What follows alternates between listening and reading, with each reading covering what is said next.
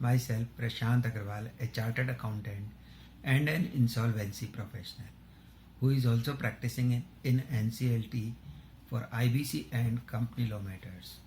Friends, I used to upload videos in the matter of insolvency and bankruptcy code and try to elaborate the code through the scanner of analysis of important case laws at NCLT, NCLAT and Supreme Court level. This gives us an insight to understand practical implications of the code, because these are true stories of legal arguments held between or amongst businessmen and professionals. If you find the video suitable, please do not forget to subscribe the page for regular updates and also like it. Today I have an important judgment to discuss here of Honorable NCLAT on 20th March 2020 in respect of impugned order passed by Honorable NCLT Kolkata bench on 18th December 2019. This case law throw light on the topics of powers and duties of liquidator as mentioned under section 35 of the code, and definition of liquidation estate, more particularly whether rights as shareholder is part of liquidation estate.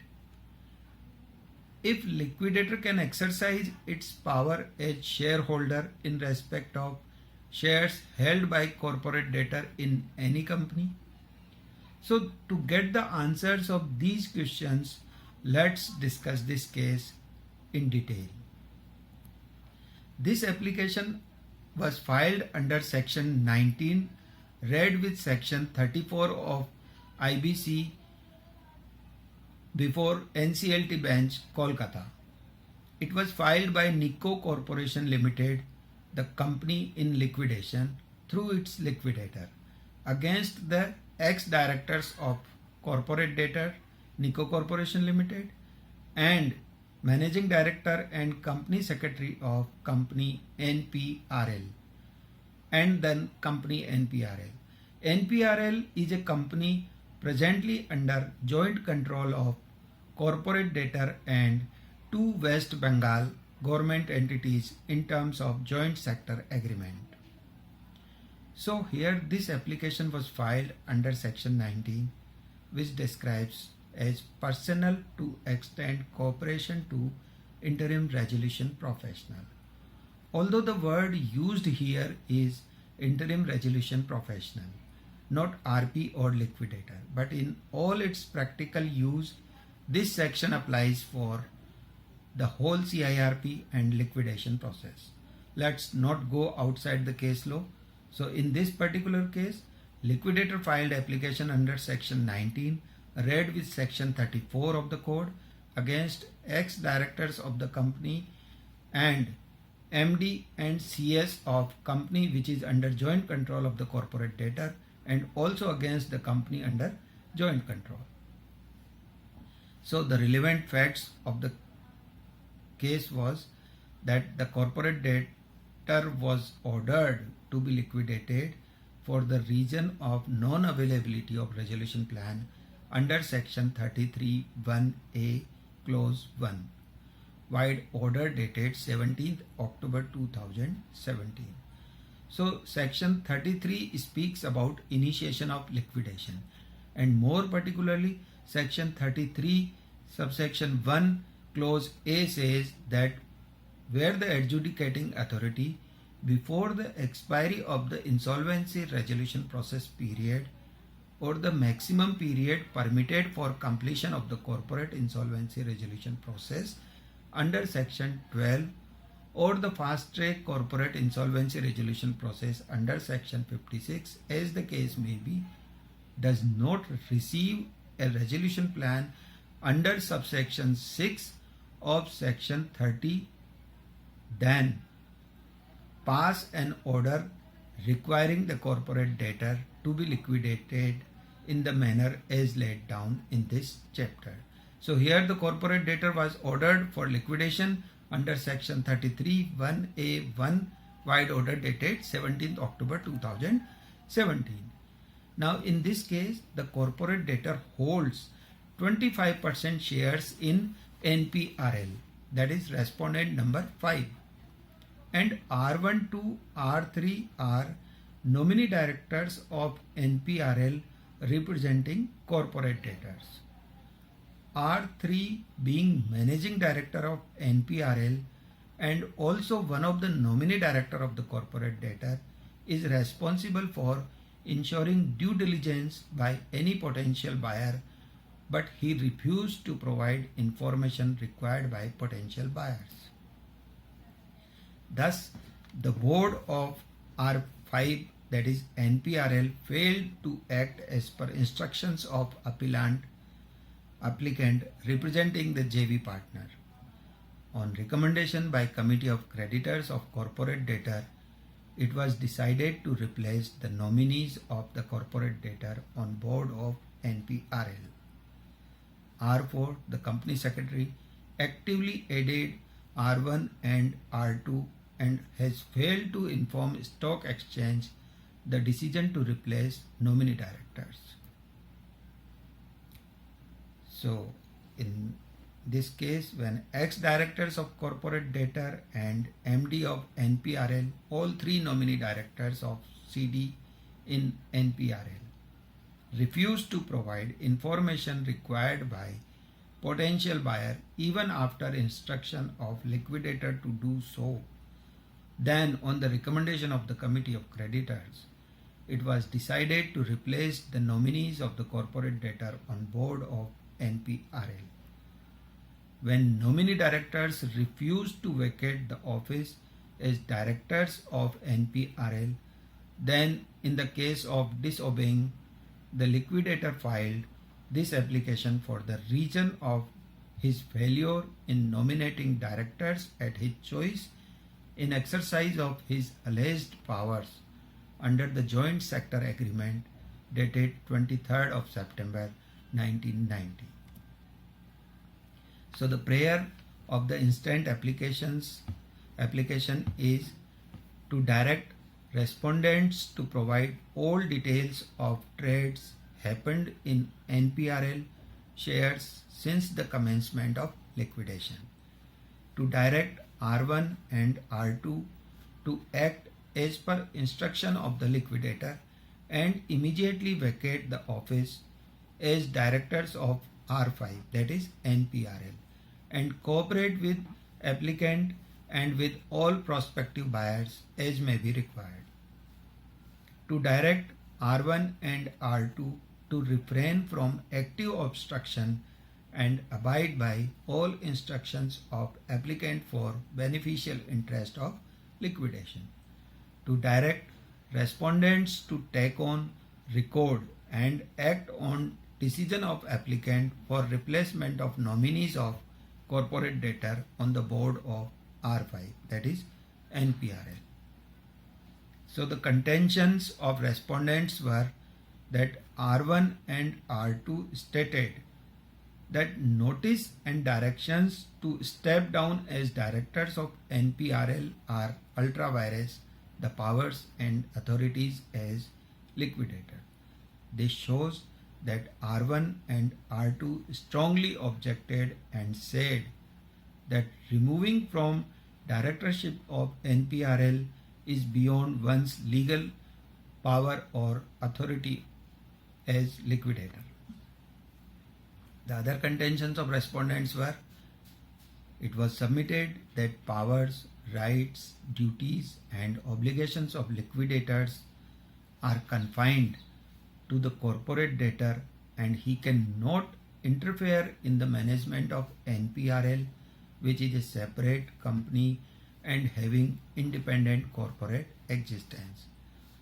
So the objection was raised that R5 is a separate entity with independent corporate existence which has nothing to do with corporate debtor, and being liquidator you are confined to corporate debtor only. The other contention was of the respondent were that rights of the corporate debtor to appoint director on the board of R5 is not an asset or property of corporate debtor within the meaning of section 36 of IBC 2016. That right to appoint nominee director on the board of NPRL is not a part of the liquidation estate. So respondents contended that right to appoint directors on the board of R5 as nominees are not part of liquidation estate as per section 36 of the code. So section 36 says about liquidation estate, and if you read it, 36 subsection 1 says that for the purpose of liquidation, the liquidator shall form an estate of the assets mentioned in subsection 3, which will be called the liquidation estate in relation to the corporate debtor. The subsection 2 says that the liquidator shall hold the liquidation estate as a fiduciary capacity for the benefit of the all creditors. So the liquidator will act as trustee for the assets and properties of the liquidation. So subsection 3 says, subject to subsection 4, the liquidation estate shall comprise all liquidation estate assets, which shall include the following: any assets over which the corporate debtor has ownership rights, including all rights and interests therein, as evidenced in the balance sheet of the corporate debtor, or an information utility or records in the registry, or any depository recording securities of the corporate debtor, or by any other means as may be specified by the board, including shares held in any subsidiary of the corporate debtor. So here the liquidation estate includes all rights and interests along with the assets over which the corporate debtor has ownership rights, and also shares held in any subsidiary of the corporate debtor. Then clause B says that assets that may or may not be in the possession of the corporate debtor, including but not limited to encumbered assets. Now the clause D, C and D are also important. Tangible assets, whether movable or immovable. Then D says intangible assets, including but not limited to intellectual property, securities, including shares held in a subsidiary of the corporate debtor, and financial instruments, insurance policies, and contractual rights. So intangible assets is also part of liquidation estate, and in intangible assets it includes contractual rights, shares held in subsidiary of the corporate debtor, etc., etc. So section 36 speaks about the definition of liquidation estate. Then other contentions of respondent are that the applicant is liquidator appointed for sale of the liquidation estate and payment to the creditors, and it is denied that the corporate debtor is in joint control of NPRL, that he is holding state of the company as trustee. So it was contended that liquidator is holding liquidation estate and has to act as trustee in fiduciary capacity, and he is appointed to sell the assets and its distribution and not to exercise control over other company, and it is not part of the CIRP. Now for adjudicating authority, following points have become important for consideration: whether shares held by the corporate debtor in R5 would include in liquidation estate. If so, whether the liquidator is entitled to sell the shares or articles of association, whether the shares held by CD are freely transferable with right to nomination, whether the liquidator has the right to remove a nominee director of the corporate debtor in R5 and make appointment in his place, whether the nomination of the directors in R5 stand automatically discharged as per section 33 subsection 7 of the code. If so, can the liquidator appoint nominee directors in R5? So, adjudicating authority considered, and then the details of consideration are as follows. First of all, adjudicating authority examined whether shares held by corporate debtor in R5 is the liquidation state. Section 36 deals with the liquidation state. The relevant subsection describing the inclusion shares in liquidation state read as follows. Section 36 subsection 3 clause A. Any assets over which the corporate debtor has ownership rights, including all rights and interests therein, as evidenced in the balance sheet of the corporate debtor, or an information utility, or records in the registry, or any depository recording securities of the corporate debtor, or by any other means as may be specified by the board, including shares held in any subsidiary of the corporate debtor. The other clause is 36(3)(d), that is about intangible assets, including but not limited to intellectual properties, securities, including shares held in a subsidiary of the corporate debtor, and financial instruments, insurance policies, and contractual rights. So now adjudicating authority concluded whether shares are included as liquidation state or not. So para 31 of the order says that there is no doubt that shares held by corporate debtor in R5 falls in the liquidation assets of the corporate debtor. That being so, the liquidator shall hold the shares as the liquidation estate as a fiduciary for the benefit of all creditors. Now, examination of powers of liquidator to sale of shares held by the corporate debtor in R5. So here section 35 describes the powers and duties of liquidator. Some important and relevant clauses are reproduced here.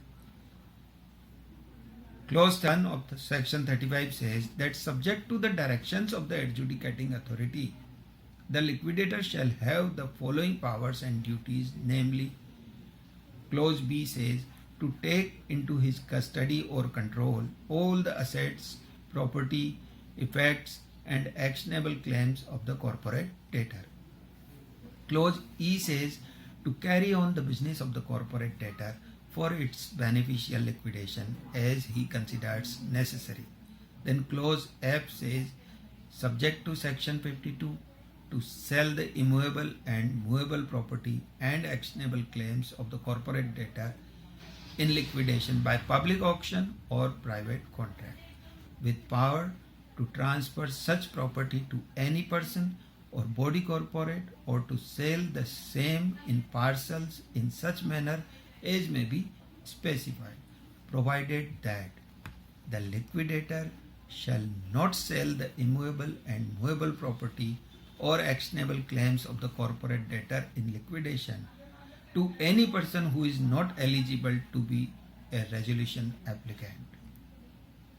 The clause M says to take all such actions, steps, or to sign, execute, and verify any paper, deed, receipt, document, application, petition, affidavit, bond, or instrument, and for such purpose to use the common seal, if any, as may be necessary for liquidation, distribution of assets, and in discharge of his duties and obligations and functions as liquidator.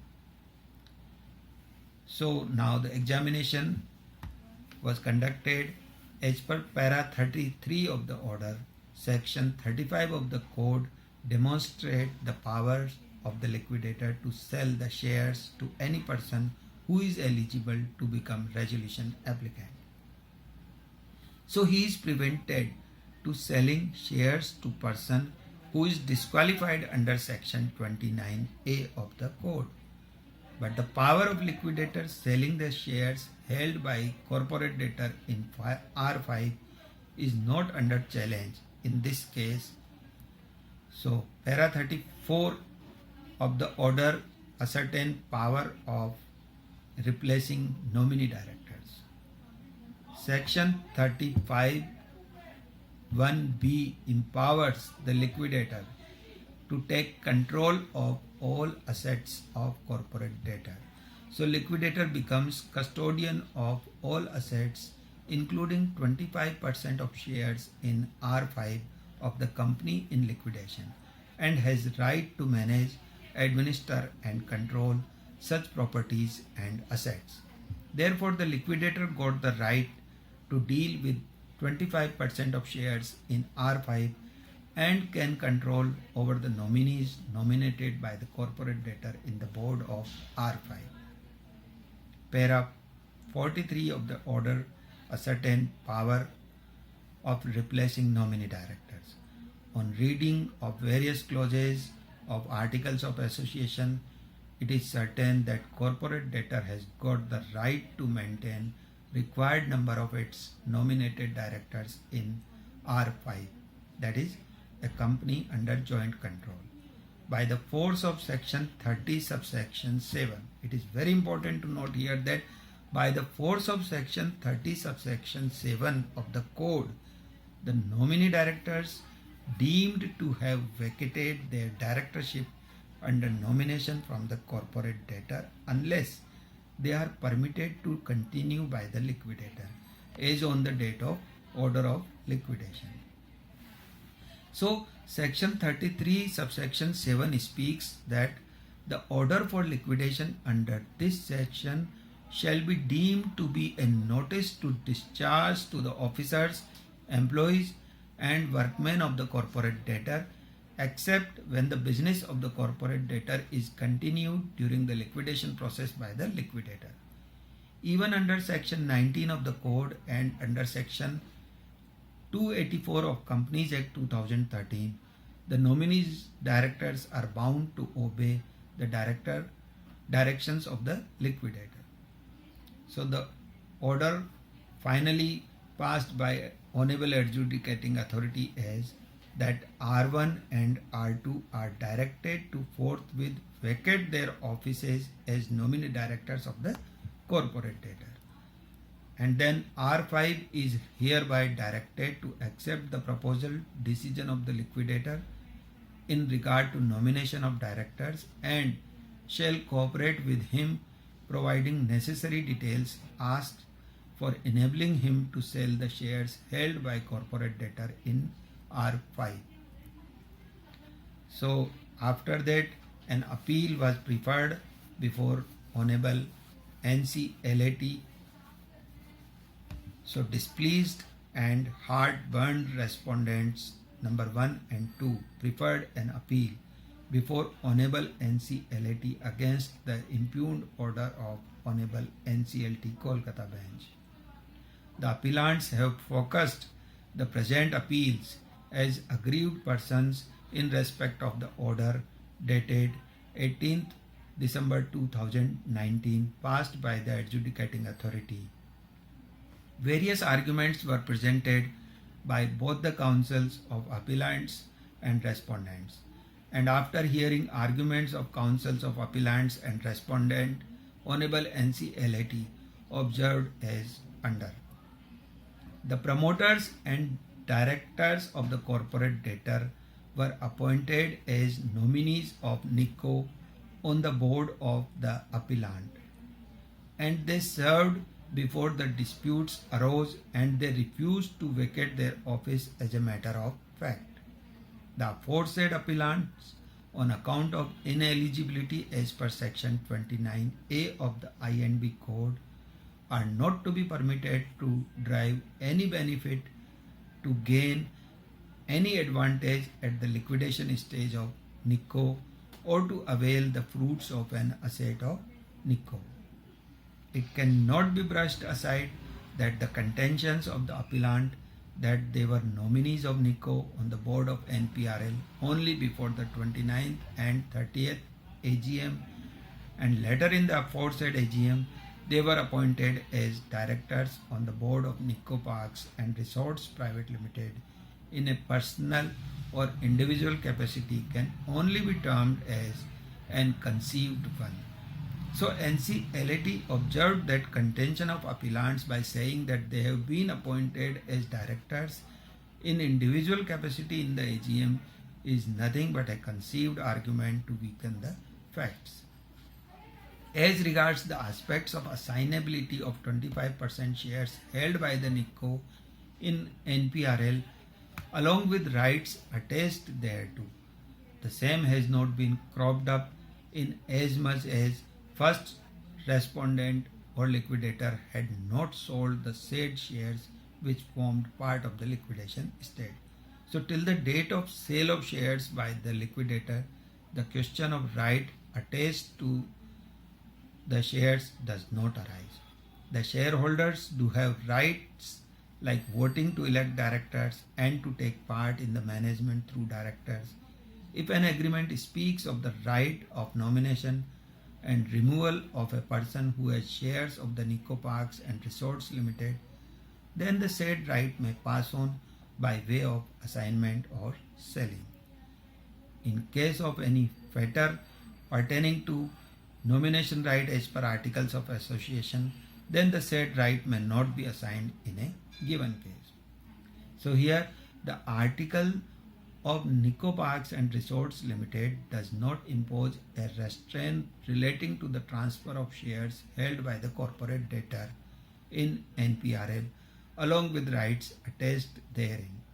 In fact, the Articles of Association clearly recognized that the shares of the corporate debtor are transferable subject to a right of first refusal of the state-owned corporations.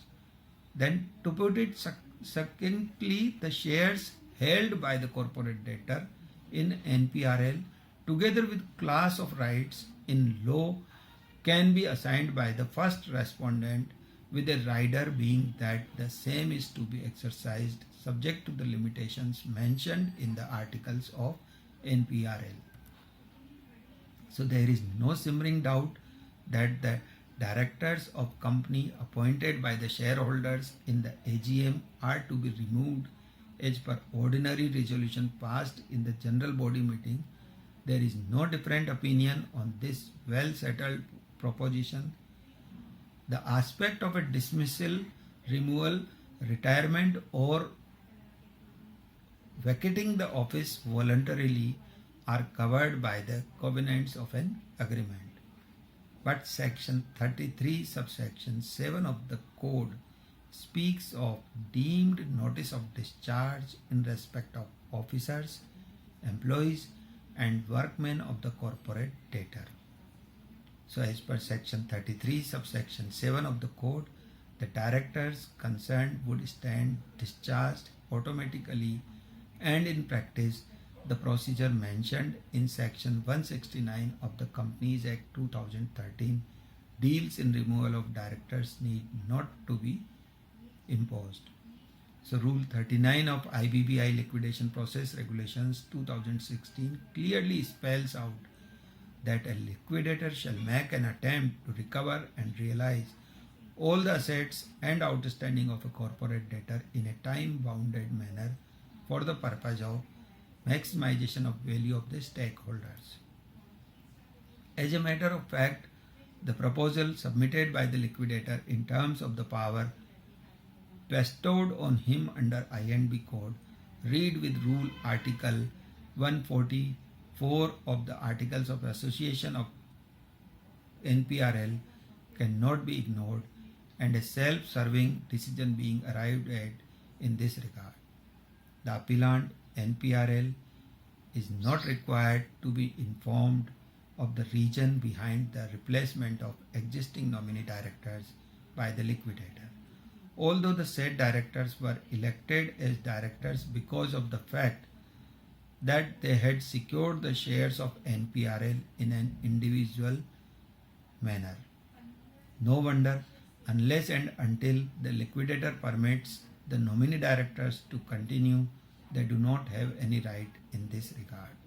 So it was decided as per para 63 that the impugned order passed by the Honorable Adjudicating Authority in discharging their nominee director's position with effect from 17th October 2017 are free from any legal flaws.